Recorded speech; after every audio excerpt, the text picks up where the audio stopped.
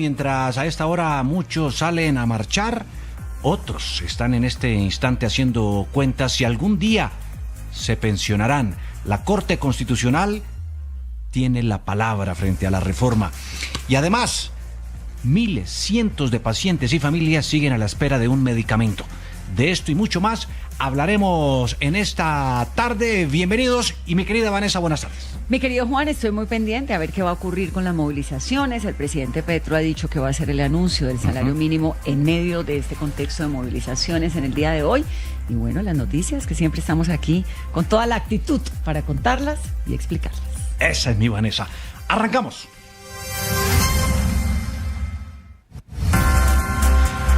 Comenzaron las movilizaciones convocadas por el gobierno en defensa del aumento del salario mínimo del 23.7%. Hay cierres, hay trancones, hay expectativa.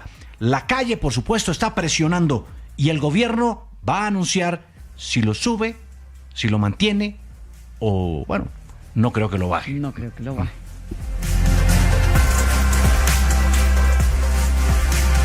La reforma pensional vuelve a quedar en el limbo de la Corte Constitucional. Se barajan nuevamente las cartas. Se salva, se hunde, la van a modificar. ¿Qué va a ocurrir? Pensionarse hoy parece cada vez más difícil en Colombia. ¿Fondo privado o Colpensiones? Vamos a hablar de eso. Y tendremos a los candidatos precisamente aquí en el noticiero del mediodía. No más otros casos, Kevin. No más niños muertos por falta de medicamentos. Tenemos más historias reales, casos concretos. Y no nos vamos a quedar solamente diciéndolo en el drama.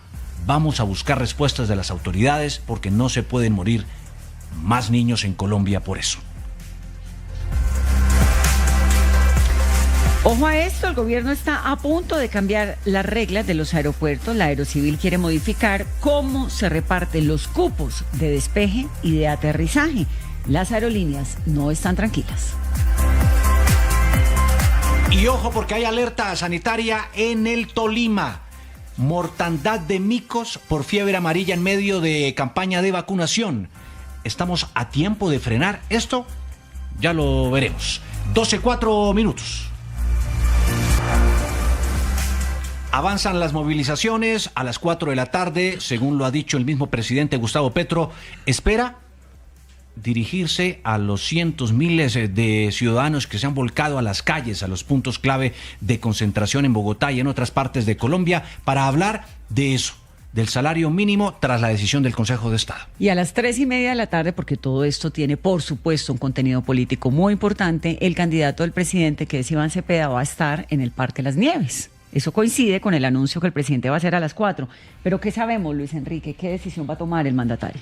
Pues mire, Vanessa y Juan Diego, lo que se ha dicho es que el gobierno nacional ya tiene listo este decreto transitorio, acatando lo que dijo el Consejo de Estado, y se mantendría en el 23,7%.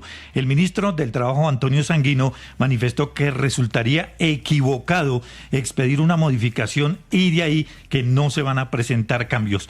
¿Cómo queda el salario? Pues 1.750.905 pesos es el incremento del salario mínimo, más el subsidio de transporte que corresponde a 249.095 pesos para un gran total de 2 millones Aquí de grande, pesos. Señor.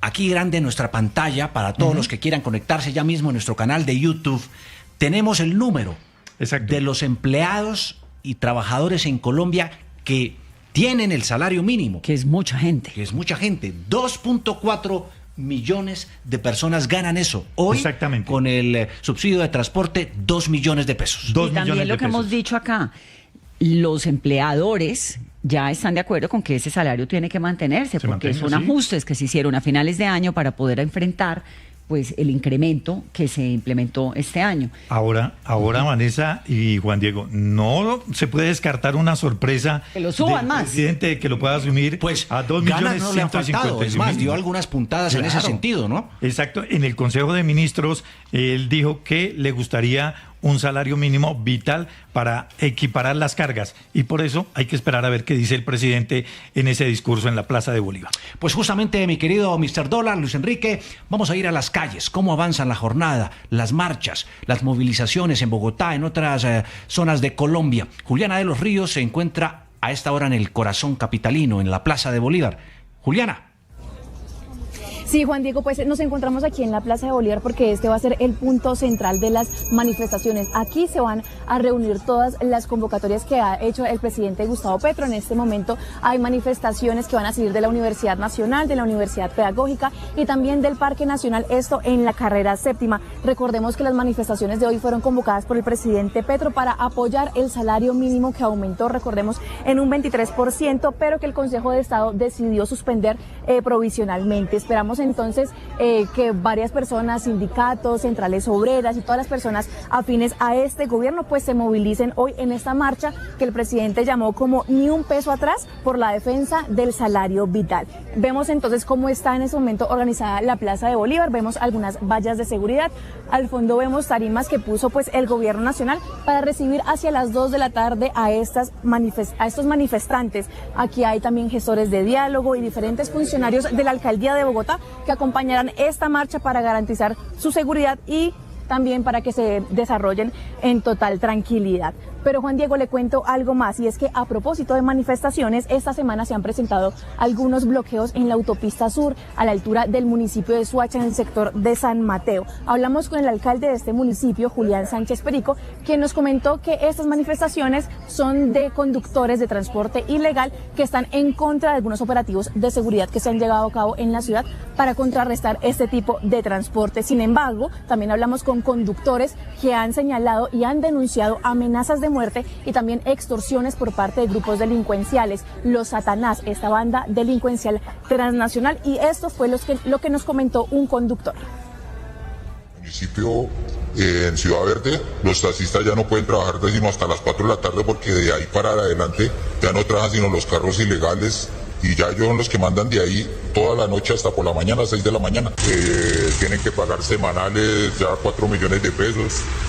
Ellos se pagaban 2.800.000, ahora ya subieron a 4 millones. Ahora los colectivos también ya son víctimas de extorsión, ya les toca pagar 100.000 pesos semanales cada colectivo. Entonces, pues ese es el miedo, y ya han matado conductores, entonces. Pues Juan Diego y Vanessa, ese es el panorama que viven algunos conductores en Soacha, en el sector de Ciudad Verde, que están atemorizados por salir a trabajar porque los tienen amenazados y tienen que pagar grandes cantidades de dinero para que no los maten y no tener tampoco que problemas de seguridad en su familia. Lo dejo entonces, Juan Diego, con este panorama de la Plaza de Bolívar. A esta hora, la Secretaría de Movilidad nos indica que los manifestantes están por la carrera séptima con calle 32 y también por la carrera 13 con calle 22 para llegar hacia las 2 de la tarde a este punto de la ciudad. Gracias, Juliana. Ahí hay un elemento, ¿no? Es una marcha convocada por el presidente, que obviamente ha despertado todo tipo de polémicas. Imagínese usted donde cualquier otro mandatario, para que le apoyaran o le respaldaran en plena contienda presidencial, porque estamos en una contienda presidencial, convocar a una marcha. La calle para este gobierno siempre ha sido, por supuesto, una de las grandes alternativas cuando se trata de meter presión. 12:10 minutos, justamente en otro flanco de las noticias de impacto entre la gente, tiene que ver la reforma pensional, que está hoy discutiéndose en la Corte Constitucional. Luisa. Pues efectivamente, Juan Diego, ayer hubo un nuevo camino de esta reforma que atraviesa pues un limbo jurídico en la Corte Constitucional. Como usted lo decía, pues ya el magistrado Jorge Enrique Ibáñez sale de esta discusión porque fue aceptada pues esta petición que había hecho para apartarse de ella, y ahora será Paola Meneses, la presidenta de la Corte, quien asuma eso. ¿Eso qué significa? Que nos devolvimos, Juan Diego, un año, y empieza nuevamente pues a plantearse cómo va a ser la ponencia para nuevamente definir si se aprueba o no la reforma. El gobierno, por supuesto, lo que ha pedido es que la Corte avale esto. Dice que si se aprueba esto, pues le darán 230.000 pesos a las personas más vulnerables. Y aquí más temprano habló Jaime Duzán, presidente de Colpensiones, que recordemos es el Fondo Público de Pensiones, y escuche usted su defensa. Si pasa la reforma en el pilar solidario, vamos a tener un aporte de unos 3 billones que progresivamente se irá aumentando para construir de las pensiones altas, de los aportes altos, a ser solidarios con quienes no tuvieron oportunidad en la vida. Pero por otro lado, Juan Diego, los fondos privados de pensiones tienen varios reparos y dicen que el único sistema sostenible es el del Fondo de Ahorro Individual. Andrés Velasco, quien preside el gremio de los fondos privados Asofondos, también dio su pronunciamiento. El mejor sistema para Colombia es un sistema de ahorro individual y, por supuesto, tener un pilar solidario para el que no se necesitaba una reforma pensional. La discusión continúa, Juan Diego, y por supuesto el pilar semicontributivo es otro de los puntos álgidos que tendrá que definir la Corte si aprueba o definitivamente manda esto nuevamente al Congreso. Mientras tanto, uno se pregunta, ¿qué sucede allá? En la Corte Constitucional, donde los 9 magistrados pues definirán eso, la suerte de las pensiones en nuestro país. Y sobre todo si hay tiempo, porque es que a este gobierno le queda muy poquito en la legislatura. Hay muchos que han dicho que todo esto ha sido para dilatar.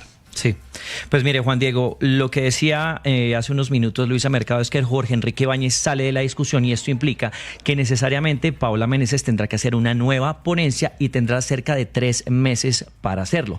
Ella conoce muy bien el expediente y es posible que eso se dé en un menor tiempo, pero yo le voy a hablar de los escenarios y también de la votación. Los escenarios son los siguientes: la constitucionalidad de esa ley. También tendríamos la constitucionalidad bajo diferentes lineamientos y también condicionamientos, pero están los peores escenarios del gobierno, que en ese caso sería que se caigan unos artículos, que inclusive se caiga toda la reforma pensional e incluso que puedan devolver todo este documento al Congreso de la República, como ya pasó una vez. En cuanto a las votaciones, serían 8, Juan Diego. Jorge Enrique Ibáñez sale de la discusión y ya había entrado un conjuez. Le leo quiénes serían las personas que podrían participar 9, en esa votación. Solo que en lugar de Ibáñez un conjuez. No, serían 8. Sale Jorge Enrique Ibáñez, pero ya se había designado un conjuez porque Héctor Carvajal ya no podía votar y eso ya se había decidido hace unos meses. Okay. ¿Quiénes pueden votar? Paula Meneses, Carlos Camargo, el conjuez Carlos Pablo Márquez, Lina María Escobar, Juan Carlos Cortés, Natalia Ángel Cabo, Miguel Polo Rosero y por último Vladimir Fernández. 12:14, Juan Esteban, muchísimas gracias. Y otra de las historias y noticias que nos ha dolido muchísimo, el caso de los medicamentos, de los niños, de los pacientes que están muriendo porque pues duran mucho esperando. No, es que es terrible porque el común denominador en los casos que hemos escuchado aquí en Caracol Radio dice que estos son niños, son jóvenes también que durante muchísimos años han estado lidiando con enfermedades muy complejas, cuyos medicamentos son supremamente costosos, medicamentos de 50 millones de pesos, de 40 millones de pesos semanales, eso no lo puede pagar nadie. Absolutamente para eso nadie. Están los sistemas de salud, pero con los cambios que se hicieron a raíz de las decisiones del gobierno, dejaron de recibir los medicamentos. Bueno. Entonces, Kevin no es el único. No es el único. Y por eso desde hoy comenzamos una cruzada, una misión aquí en el Noticiero del Mediodía de Caracol Radio. No más niños ni pacientes muertos por falta de medicamentos. Juliana, usted tiene esa misión. Así es, Julio. A partir de hoy le vamos a poner la lupa a todos estos casos. La costumbre, ¿no? Y Juan Diego, perdón. Juan Diego, la costumbre. Juan Diego y Vanessa, le vamos a poner la lupa a estos casos, son bastantes, y fíjese usted que al correo de denuncias del Noticiero del Mediodía han llegado diferentes casos, como este que nos ubica en Cali y que tiene como protagonista a un niño de 8 años llamado Robinson Farid Montenegro, que está diagnosticado con leucemia linfoblástica aguda. Esta es la denuncia que hace su mamá, Marisol Montenegro. Buenos días, mi nombre es Marisol Montenegro, soy la mamá de Robinson Farid Montenegro. Quiero hacer un llamado a la nueva EPS, ya que por lo que nos han generado los códigos de la quimioterapia, no he podido recibir la quimioterapia de mi hijo hace 5 semanas, ni tampoco medicamentos. Agradezco me puedan colaborar lo más pronto posible, ya que esta situación me tiene muy preocupada. Muchas gracias. Ahora, Juan Diego y Vanessa, en pantalla vamos a ver las capturas de algunos de los correos que durante todo este tiempo, durante todas estas 5 semanas, envió Marisol a la nueva EPS. Ahí los están viendo ustedes en YouTube. Más específicamente a su programa Valientes. Este es un modelo de atención exclusivo para menores de edad diagnosticados con cáncer de la nueva EPS. Durante más de un mes le respondieron que su solicitud estaba siendo escalada al área encargada. Y así ha sido durante 5 semanas. 5 semanas duró Robinson sin recibir las quimioterapias que debe recibir una vez a la semana. Y 5 semanas duró Robinson sin tomar un medicamento que debe ingerir vía oral y que debe consumir de lunes a sábado. Robinson recibía ese medicamento, recibía ese tratamiento hasta que alteraron el sistema de salud de Colombia. Yo creo que eso de verdad es muy serio, porque fue un intento, una obsesión del gobierno, seguramente con toda la voluntad de hacerlo bien, porque nadie quiere niños muertos, pero le salió muy mal. Y las consecuencias las estamos viendo. Marisol nos contaba que desde el 14 de enero no recibe ni el tratamiento ni el medicamento. Ahora, lo que hicimos desde Caracol Radio el día de ayer fue comunicarnos con la nueva EPS buscando obtener una respuesta a esta denuncia. Y mire, Juan Diego y Vanessa, que hasta hace unos minutos se comunicaron con nosotros. Nos informaron que el caso ya quedó resuelto y que ya autorizaron a la Fundación Valle de Lili a suministrarle las quimioterapias y los medicamentos. Bueno, menos mal, si la prensa debe servir para algo, que sirva para eso. Y por eso asumimos esa misión y por supuesto la encabeza usted, Juliana. ¿Queremos más casos? Bueno, esto no debería ocurrir. El deber ser es que no tuviéramos que hacer esto, pero pues si se trata de la vida de los niños o de cualquier otro paciente, lo haremos con el mayor de los gustos. Juliana, mañana hagámosle seguimiento a eso. De una. Que realmente a este paciente, a este niño, le den el tratamiento prometido. Así es, y nos comunicamos también hace unos minutos con Marisol para corroborar la información que nos brindó Nueva EPS, y ella en este momento está esperando el llamado de la clínica para agendar todo. Así va el país. 12:18 minutos, actualizamos las noticias en el noticiero del mediodía de Caracol Radio. Ismael Peña es oficialmente el rector de la Universidad Nacional. La decisión la tomó hace algunos minutos el Consejo Superior Universitario en una sesión extraordinaria. Esta instancia aseguró que dará continuidad a las políticas aprobadas por Leopoldo Múnera, entre ellas el proceso de constituyente universitaria.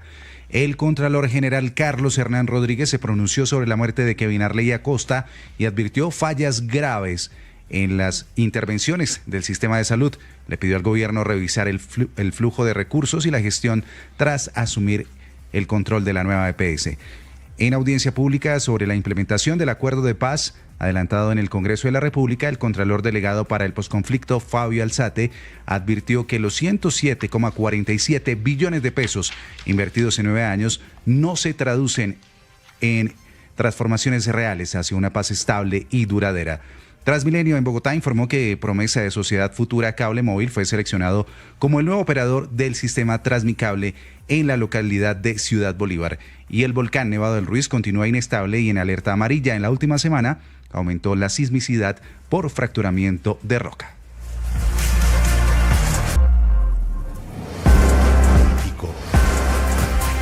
Choque político que pareciera, Vanessa, tiene con cuchillo en la boca a los de la izquierda, del gobierno del presidente Petro con su candidato Iván Cepeda y a Roy Barreras, que, bueno, montó rancho se aparte. ha logrado, ¿no? Sí. Y colar con mucha fuerza. Sí, pero la gente del Pacto Histórico adentro está muy inconforme con Roy Barreras. Me acabaron de llamar justamente una fuente del Pacto Histórico a decirme, mire, enfáticamente, categóricamente, no va a haber ninguna clase de alianza, ni cercanía, ni de relación entre Iván Cepeda y Roy Barreras. Lo que pasa es que usted sabe que la política es cambiante, Juan Diego. Estamos a jueves 19 de febrero. Faltan 3 semanas para esa primera vuelta.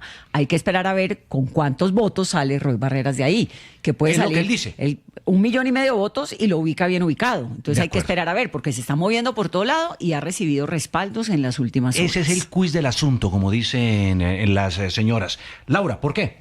Muchos problemas ha tenido Roy Barreras, pero él sigue generando alianzas para ganarse ese cupo hacia la Casa de Nariño. Una de ellas y la más reciente es con la Unión Sindical Obrera, el sindicato mayoritario de la petrolera Ecopetrol. Un movimiento clave, Vanessa y Juan, porque estos sindicatos han sido afines al gobierno de Gustavo Petro y con ese apoyo ya tiene asiento en la junta directiva de la petrolera y, contrario al presidente, se opone a la venta de la cuenca de Permian. Recordemos que este sindicato, que tiene más de 23.000 integrantes, ha estado en desacuerdos con estas políticas de hidrocarburos. Y apoyaron a Petro en su momento. Exacto, con la exploración de gas y petróleo, pero también tienen una parte que sigue apoyando al presidente Gustavo Petro. César Loza, quien era el presidente, hoy está en Ecopetrol, ¿no? En la junta directiva. Acaba de entrar. En nuestro canal de YouTube, usted ya mismo puede conectarse, seguir de cerca el desarrollo de estas noticias. Tendremos a 2 candidatos al Congreso en unos minuticos hablando de los temas de coyuntura. Laura. Tienen desacuerdos, pero siguen apoyando al gobierno de Gustavo Petro. Y otro más es este apoyo que recibió con la Central Unitaria de Trabajadores, uno de los principales sindicatos del país, que también siempre ha apoyado al presidente Gustavo Petro desde que llegó al poder. Francisco Maltés, el expresidente de la CUT y uno de los principales líderes de este sindicato, acompañado de otros líderes de este sindicato, le dieron este apoyo a Roy Barreras. Pero hay más estrategias que está usando Roy Barreras para asegurar este lugar en la Casa de Nariño. Uno de ellos es que anunció que Irene Vélez, actual directora de la Agencia Nacional de Licencias Ambientales y uno de los funcionarios más afines al presidente Gustavo Petro, integraría su gabinete ministerial. Pero él lo dijo y ella lo confirmó. Todavía no lo ha confirmado. O sea, esa parte es importante. Pero sí ha confirmado alguien, y es que también invitó a Sergio Fajardo para que sea su ministro de Educación, y él sí ya le dijo que no está ni tibio, que no está contemplando. Que Fajardo quiere ser presidente. Claro. Lo que pasa es que de Cepeda, como no sabemos, como no da entrevistas, entonces no sabemos en qué están y qué apoyos, pero el candidato al presidente en este momento es Cepeda, aunque yo siempre le he dicho a Juan que la política es muy cambiante. Que le apuesta a Roy. Óigame, pero adicionalmente, Fabio Arias, quien es el presidente de la CUT, del otro sindicato, actualmente también está en la lista de la Fuerza por la Paz, es decir, el movimiento de Roy Barreras, lo que quiere decir que varios sindicatos de los más poderosos están montados en ese bus. Así es, por eso también estuvimos preguntando, porque qué está diciendo Roy Barreras, y es que si llega a ganar 2 millones, él sería ese candidato de la izquierda. Pero Daniel Quintero nos respondió qué opina sobre esa propuesta. Ese es el tipo de cuentas y mecánica política de la que la gente está cansada. La gente no es mercancía para negociar candidaturas. Mi misión, contra todos los pronósticos, es la de vencer a Roy y sus maquinarias, no para negociar posiciones, sino para construir un país con futuro, resetear lo que está mal y trabajar por la gente. Por eso le pido no solo al progresismo, sino a toda Colombia, que salga a votar de forma masiva la consulta del Frente por la Vida y vote Daniel Quintero presidente. Por su parte, Alejandro Campos sí dio este aval a esta propuesta, y es que aseguran que Roy Barreras se podría llevar más de 2 millones de votos en esta consulta del próximo 8 de marzo, así que ustedes pueden hacer las apuestas. Nos toca esperar a ver ahí. No, pero esa apostó. No, yo no he apostado nada. Ay, si usted está apostando a Roy. No, para nada. Lo que pasa es que Cepeda es el candidato del presidente, sin duda, de los alfiles del pacto histórico. Pero Roy Barreras es un político muy astuto y no verlo así es una gran ingenuidad. Entonces, que nos confundió por favor, con la tiene foto la USO encima, la CUT encima, uno no sabe con qué vaya a salir, ¿no? 12:27, Laura, no se vaya todavía porque quiero invitarla a que nos acompañe un segundo, porque pues como lo hemos venido haciendo esta semana, abrimos un espacio para la democracia, para que vengan aquí a la cabina de Caracol Radio y para que todos los que están a través de nuestro canal de YouTube conozcan lo que están proponiendo quienes van a ser nuestros legisladores. Y hoy tenemos a Andrés Forero, que es cabeza de lista del Centro Democrático para el Senado, pero teníamos también invitado a Ferney Silva, que es candidato al Senado del Pacto Histórico, porque esto es una mesa equilibrada, pero no ha llegado. No ha llegado. Entonces, la cita hay que pedirle disculpas a quienes nos siguen en YouTube, a quienes nos escuchan, porque realmente pues son las 2:28, la cita era a las 12. 2:28, la cita era a las 2, incluso antes, y pues nos ha llamado. Llamémosla a ver dónde viene y tratemos de mirar si alcanzamos a darle el tiempo reservado de un noticiero para poder escuchar esas propuestas. Por eso, vámonos con el candidato, hoy representante a la Cámara, Andrés Forero, pero candidato al Senado de la República. Qué gusto tenerlo aquí en Caracol Radio, en el noticiero del mediodía. Y bueno, eso ya hay que decirle senador. Pues sí, porque además es cabeza de lista, porque además él en algún momento sonó muy fuerte para tener las banderas de Miguel Uribe cuando lamentablemente a Miguel lo asesinan, y Forero es un legislador que fue muy juicioso en la Cámara, ahora va para el Centro Democrático. Yo quiero arrancar preguntándole, si me permite, Juan, por el salario mínimo. Sí, me quitó la pregunta. Entonces, creo que es el tema. ¿Se mantiene? ¿Se debe subir? ¿Se debe bajar? ¿Cuál es su posición? Vanessa, Laura, Juan Diego, un saludo para ustedes, un saludo para todas las personas que nos están viendo y oyendo en este momento. Pues la decisión que ha tomado el Consejo de Estado pues es de suspenderlo. Inicialmente vimos que hubo una decisión, una acción por parte del Gobierno Nacional para tratar de levantar esa suspensión, pero yo creo que en este momento seguramente se va a mantener por parte del presidente, aunque uno ya no sabe, porque posiblemente para tratar de tapar el escándalo que se presentó con Kevin y su madre, y cómo el gobierno nacional lamentablemente está revictimizando a la madre de Kevin, pues es posible que el gobierno decida, para tratar de tapar eso, con un nuevo notición, subir. O sea, ¿usted cree que puede subir? Pues yo esperaría que no lo hicieran, porque creo que sería muy responsable con el país. Pero pues sabemos que el presidente no está siendo responsable, no está pensando en lo que va a pasar con el país hacia futuro, no está pensando en qué pueda pasar con la economía, sino que él está pensando en las próximas elecciones. Él está tratando de mantener el poder a como dé lugar, y obviamente pues yo no descarto que él pudiera hacer eso. Pero hecho, usted hoy ya dice que se mantenga en el 23.7. Pues es que en este momento yo creo que es muy difícil que se pueda reversar. Yo advertí, como lo advertimos muchos en su momento, que había que ser responsable con el alza del salario mínimo. Hay que recordar que incluso las centrales obreras, ustedes ahora que estaban hablando de Fabio Arias, del señor Maltés, etcétera, etcétera, cuando estaban en la discusión de cuánto iba a aumentar del año 25 al año 26, plantearon que el incremento fuera del 16%. Sí. Y el presidente decidió que fuera del 23%, seguramente pensando en las elecciones. Entonces, ya esa discusión se dio, ya eso es una realidad, y yo creo que no se le puede bajar el salario a las personas en este momento. Pero, obviamente, lo que sí podemos advertir es que esto ha causado algunas dificultades. Algunas personas, lamentablemente, han perdido su trabajo en pequeñas y medianas empresas por cuenta de esta decisión populista y demagógica de parte del presidente de la República. Pero ya a estas alturas, cuando ya han subido, por ejemplo, las cuotas de administración, cuando ya han subido un montón de bienes y servicios en sus precios, pues yo creo que no convendría que se bajara el salario en este momento. Yo lo que sí pienso y espero que de toda esta discusión que se está dando en el Consejo de Estado es que sí se le exija al presidente próximo, al presidente de turno, que sea responsable a la hora de definir y fijar un salario mínimo. Toquemos otro tema también pues muy doloroso y polémico. Está ahí, servido en la mesa, en el debate. La salud, medicamentos, tratamientos. Hoy pues lloramos el caso del pequeño Kevin, pero hay miles de pacientes que están en el mismo drama, esperando un medicamento, esperando un tratamiento, lo que sea. Su tiempo pues corre en contra. ¿Por qué llegamos hasta aquí? Usted ha sido muy estudioso de ese tema y crítico. ¿Por qué? Juan Diego, pues yo creo que lo que están padeciendo hoy los pacientes de 9 EPS es lo que se hubiera venido para todos los colombianos si se hubiera aprobado la reforma del Gobierno Nacional en el Congreso de la República. El gobierno quería avanzar en la estatización del sistema de salud, y hoy 9 EPS está intervenida y controlada por parte del Gobierno Nacional desde hace 2 años prácticamente. El 4 de abril del año 2024 fue intervenida por parte del entonces interventor leal, hoy candidato al Senado de la República. Y uno hubiera esperado que las cosas mejoraran. Se supone que ellos habían dicho que querían intervenir para mejorar, pero las cosas han empeorado ostensiblemente.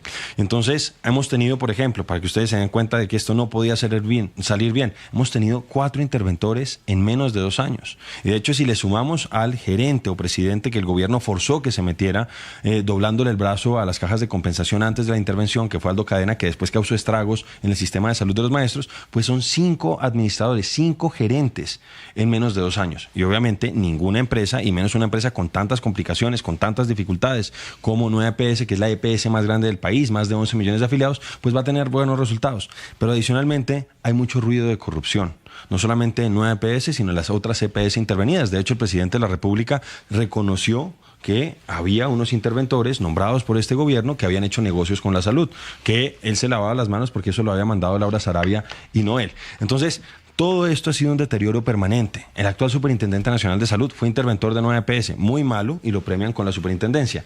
Pero una de las cosas que a mí me parece más dramático, y conectando con eso que tú preguntabas del tema de los medicamentos, Juan Diego, es el tema de que hoy por hoy las tutelas ya no están sirviendo. Las tutelas antes eran un mecanismo era un último recurso, pero servían generalmente. Y uno hubiera esperado que este gobierno que las criticaba las hubiera eliminado. Pero en nueva EPS se han multiplicado por 2, pasaron de 5.000 o 6.000 al mes a más de 12.000 al mes. Pero lo más grave de todo es que ya las tutelas perdieron su efectividad. El señor superintendente, que estuvo 8 meses en nueva EPS como interventor, salió con 10 años de órdenes de arresto acumuladas por desacato a fallos de tutela. Y eso se refleja en situaciones dramáticas y trágicas como la de Kevin. Sí, yo le cambio el tema para hablar sobre esa nueva discusión de la reforma pensional. ¿Qué debería integrar esta nueva apuesta para que sea complaciente para todos los colombianos? Sobre todo si alcanza o no el tiempo. En lo que pues, queda. ¿Qué es lo que nosotros siempre hemos dicho? Nosotros estábamos de acuerdo como partido en que se buscara la manera de ayudar a las personas que llegaron a la edad de pensión y por distintas razones no acumularon las semanas suficientes para pensionarse. Entonces nosotros estábamos de acuerdo con eso. De hecho, Colombia Mayor fue un programa creado por el presidente Álvaro Uribe Vélez hace ya más de 20 años. Entonces, en eso no estábamos en discusión. Lo que a nosotros nos parecía complicado y con lo que nosotros no estábamos de acuerdo y que lo reconocía el propio gobierno en sus estudios es que no se debía pagar esos subsidios poniendo en riesgo las pensiones de los jóvenes de hoy. Eso es lo que nosotros decíamos y eso es lo que a nosotros nos preocupaba.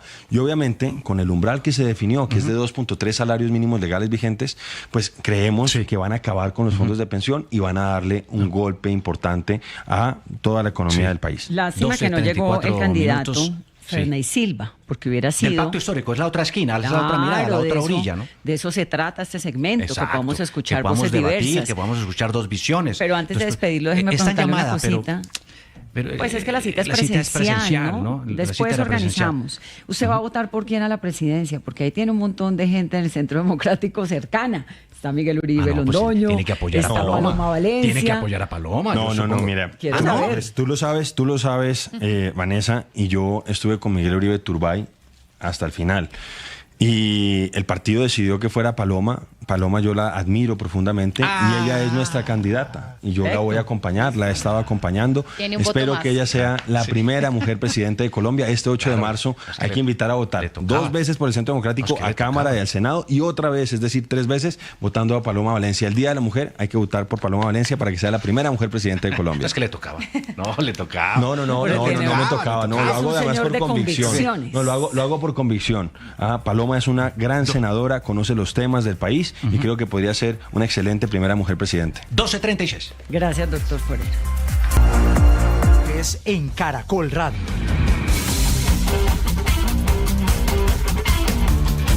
Saltamos de una vez a la cancha con don Eduardo Acero, no al Campín, porque por estos días. No, ahí va poco. Ahí va, entrenando. Y para que vean lo informada que estoy, señora, aplazaron el concierto un mes.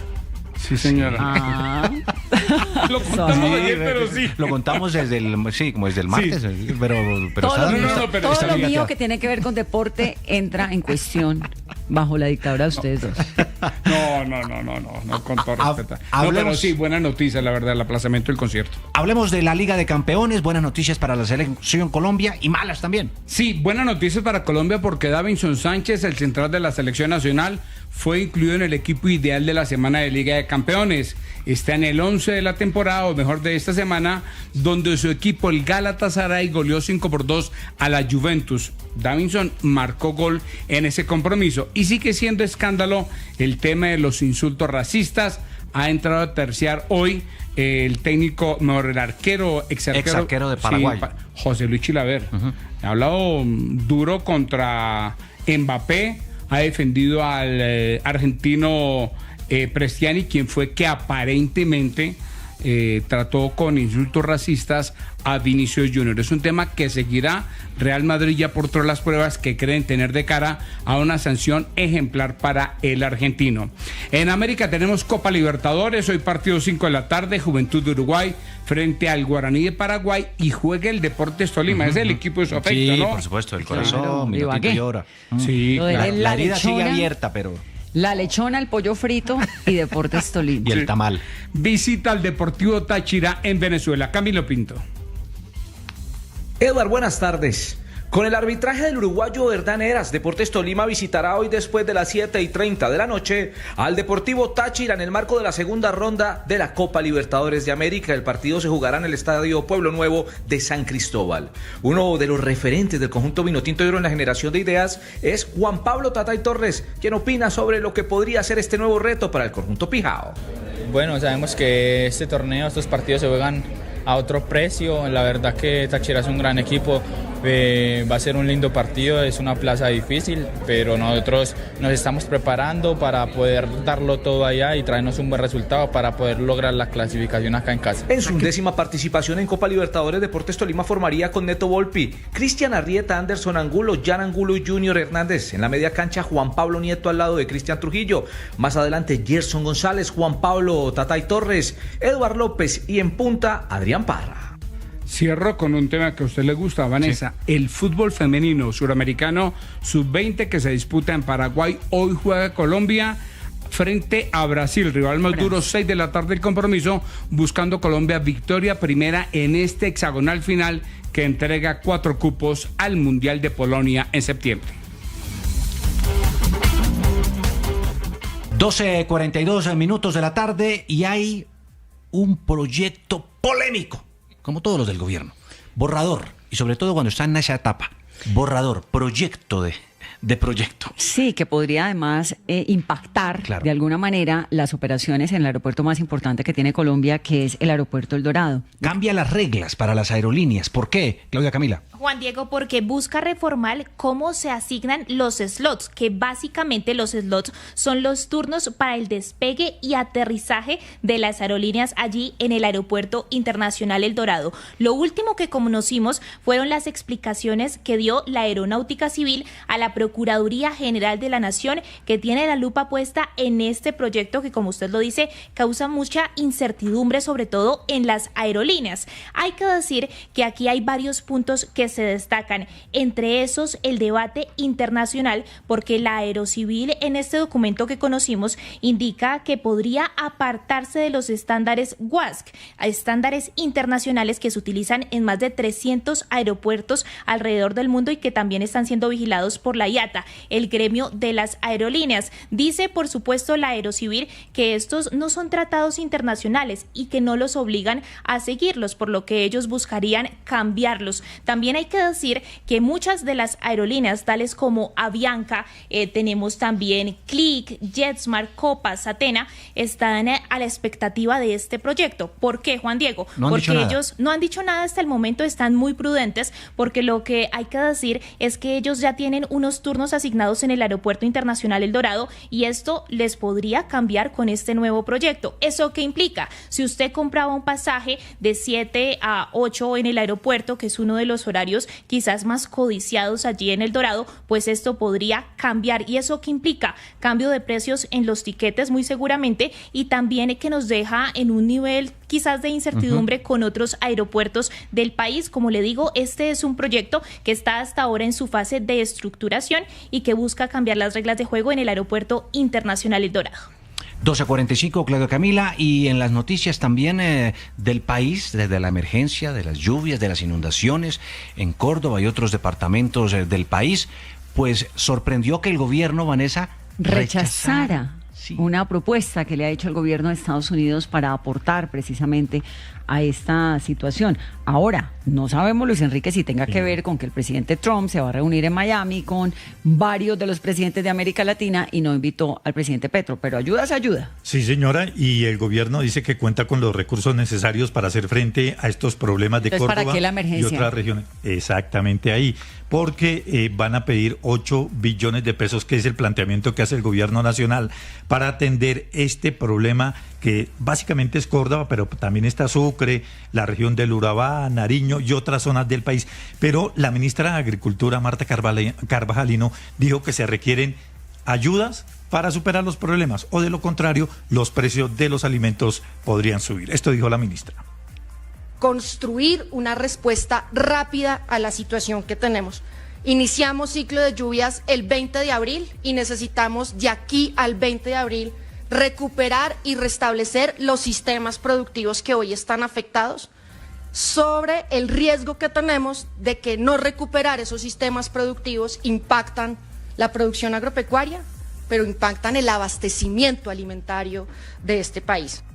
Pues ahí está el panorama que en este momento se presenta en Colombia. Rechazamos una ayuda de los Estados Unidos, pero necesitamos 8 billones de pesos de la emergencia económica que ya fue presentada por el gobierno. Movistar Total, que te trae Winlight para ver la Copa 2026, presenta en el noticiero del mediodía, Minuto 60 Movistar. Minuto 60 Movistar desde Santa Marta. El cabildo gobernador Atanasio Moscote dijo a Caracol Radio que ya hay un primer acercamiento con la Defensoría del Pueblo donde fueron expuestas las reclamaciones frente a Parques Nacionales Naturales de Colombia. Para hoy jueves está prevista una mesa técnica con los ministerios de Ambiente y del Interior que abrirá el primer diálogo directo con el gobierno nacional. Minuto 60 Movistar, porque en el marco de la cumbre de gobernadores que se adelanta en Montería, el gobernador de Córdoba y actual presidente de la Federación Nacional de Departamentos, Erasmo Zuleta, advirtió que reconstruir al departamento tras el paso de la emergencia generada por las inundaciones costaría cerca de 3 billones de pesos.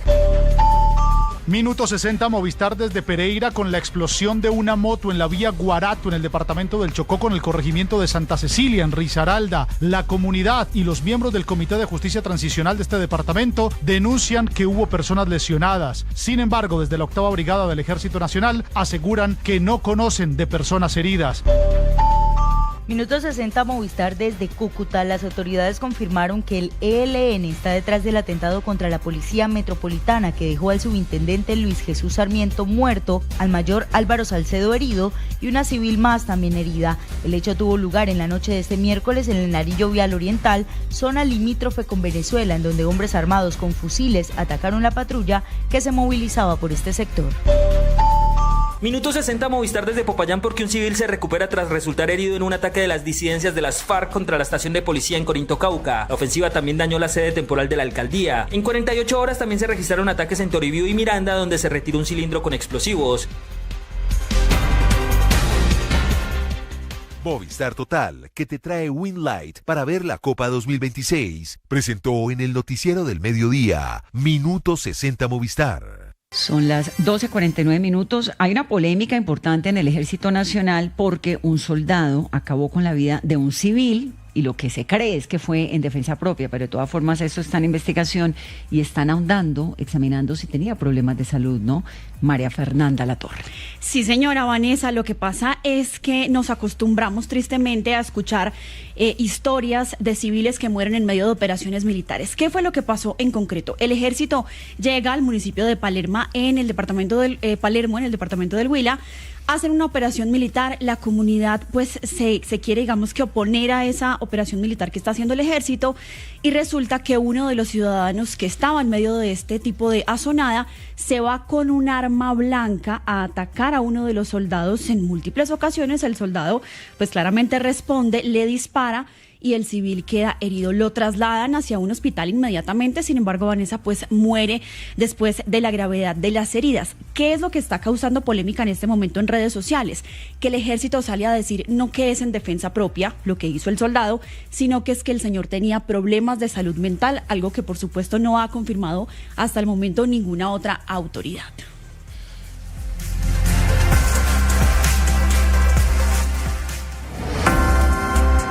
El noticiero del mediodía en Caracol Radio. La justicia inglesa, Vanessa, acaba de darle un mensaje al mundo. Ni siquiera... ¡Qué noticio no tan bravo! Ni siquiera quien se crea tiene sangre azul por pertenecer a la realeza está a salvo de la ley y de la justicia. Además es la monarquía más vieja que hay. Exactamente. Una de las más poderosas. Y este príncipe, que ya no es príncipe, sino ex príncipe, la mismísima reina le había quitado sus títulos nobiliarios y militares y está ahora en manos de la justicia por andar metiéndose con un pedófilo como Jeffrey Epstein, cuya maldad, Juan, apenas estamos comenzando a entender. Y por otros motivos también. Aquí está el reporte de Marcela Gutiérrez. Hola Juan Diego y Vanessa, imagínense nacer príncipe dentro de la familia real británica, gozar de todos los privilegios, ser el hijo consentido de la reina Isabel II, ahora ser detenido por la policía e interrogado por un delito que no es menor aquí en el Reino Unido y es el uso indebido de la función pública, porque recordemos que el príncipe Andrés, quien perdió su título en octubre pasado, fue el enviado comercial del Reino Unido al resto del mundo durante una década. Estamos hablando de los años 2001 a 2011 y habría sido durante esa época que él presuntamente habría filtrado información confidencial, sensible del gobierno británico a su amigo el financiero caído en desgracia, que terminó en la cárcel y se suicidó. Estamos hablando del estadounidense Jeffrey Epstein. Pues el rey Carlos III se deslindó completamente de esta situación judicial y de su hermano y dijo que si bien está preocupado, aseguró que la justicia debe seguir su curso. Y aquí el ciudadano de pie opina lo mismo, al menos aquí en Londres, que la justicia debe seguir su curso para ver si Andrés Mountbatten es encontrado inocente o culpable. Esta es la noticia que le ha dado la vuelta al mundo porque ha simbrado a la familia real británica, a la corona, al rey Carlos III y a la sucesión al trono británico. El relax. Relax con la música y por supuesto con lo que ha ocurrido en las últimas horas en Barranquilla. Shakira en Barranquilla. Y Vele, ¿no? También otro de los barranquilleros insignias con esta música urbana. Parece chévere que Shakira vaya a Barranquilla, que muestre a Barranquilla y obviamente Alex Chale, el alcalde de Barranquilla, no iba a perder ese medante papayazo, claro, de tener a Shakira en su ciudad. Martín Tapes.